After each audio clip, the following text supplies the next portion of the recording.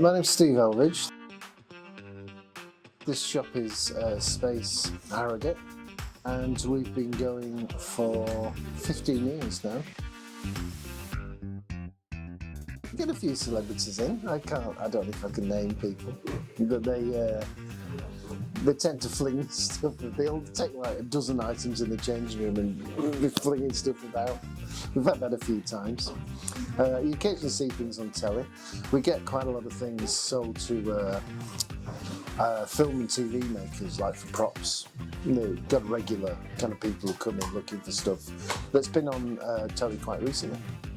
In terms of carbon footprints, which is a kind of misunderstood term, I guess I don't really fully understand it, but nothing we've got here has been made from plastic or stuff dug out of the ground in any time recently. It's all made from materials that were existing in the 50s, 60s, 70s. So we're not putting chemicals in the air, we're not putting shit in the water. We're just selling stuff that's pre-existing. It's just as easy to look like everybody else, even if you get into vintage, as it is with everything else.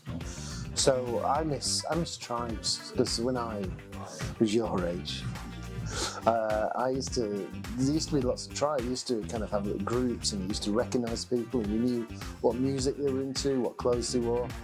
I kind of miss that kind of sense of identity that you used to get from that. And I think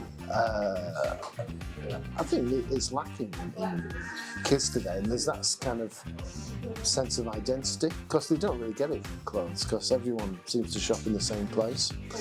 So if you're wearing something old and really interesting, it just gives you a sense of who you are, I guess. I mean, certainly furniture-wise, you should always buy older stuff just because it lasts for longer. It's already lasted 50, 60 or more years. So there's no reason why it wouldn't last another 50, 60 more, whereas everybody knows you can get stuff from IKEA. Although, you know, it's affordable and it's well designed and it looks nice, but there's no way any of that stuff's going to last 50 years. So it'll just end up as landfill, and you'll buy something else that's been made out of plastic. And it's the same with clothes now. There's a particular movement now against buying stuff from, like the stuff that's made in China, mass produced, like Shein stuff, stuff in Primark's always made kind of from plastic essentially in China. And it'll still be in landfill in 100 years time. Whereas if you buy something made from cotton in the 60s or 70s, it's still perfectly good now, and it will again still be perfectly good in 20, 30 years time. Gramophone on there, that's like over 100 years old.